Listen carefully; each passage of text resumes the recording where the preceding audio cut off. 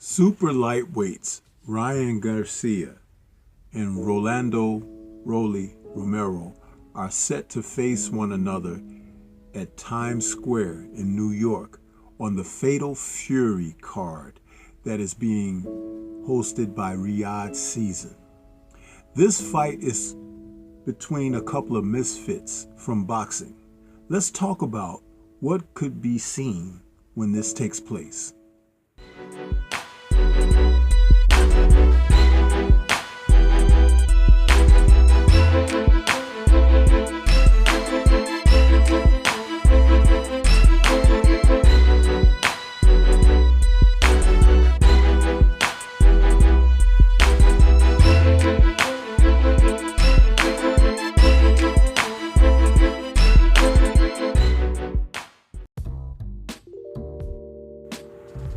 Headlining a card that is called Fatal Fury, we're going to see the return to the ring after a year away of Ryan Garcia as he takes on Rolando Romero in a welterweight bout. These two men, who have been campaigning primarily at lightweight and super lightweight, are making their official dives into the welterweight division with this bout between them that is headlining for Friday, May 2nd from Times Square. This is a promotion under the Ring Magazine Dazn promotions, and we're going to see these two men as they try to establish themselves as welterweight title contenders.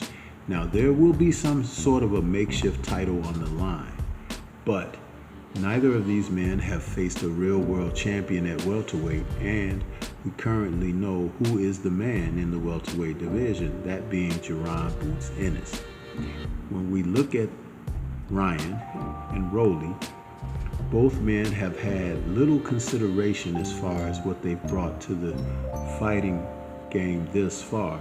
But when you think about it, Rolly is the one who has officially won a world title, though Ryan's career has been mired in a great deal of controversy as well as hype.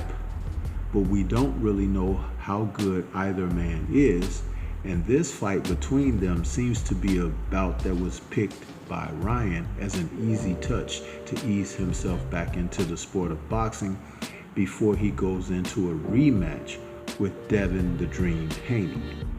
When you talk about Rolly is a fighter who has been around, and he's been in the ring with the likes of Gervonta Tank Davis and Isaac Cruz. When he had an opportunity to win a world title, many people were very dismissive of Rolly because he hadn't really proved his wares. But in his challenge against Gervonta, one thing that could be said is he took the fight straight to Gervonta. He ended up paying for it as he was stopped, but at least he had the gall to really try to place himself. And Ryan did something similar when he was in the ring against Luke Campbell, but that goes all the way back to January of 2021 when he was in there and he stopped Campbell after being dropped himself in the fight. Since then, again, when you think about who he has fought, yes, he's been in with the likes of Gervonta Tank Davis himself as April of 2023, but he really hasn't done much. And the thing with Dazn Haney was really a terrible situation that came to a head that ended up with him being suspended. Rolly, when he faced Isaac Cruz, was stopped by Cruz, and he lost that title that he had to Cruz. But the thing is Rolly tried to fight a real legitimate fighter. Now, Isaac Cruz is one of the more one-dimensional fighters in the sport, so the effort that he put on against Cruz was questionable because he wasn't able to box. When Ryan fought Dazn Haney, we know the story. He tested positive for PEDs.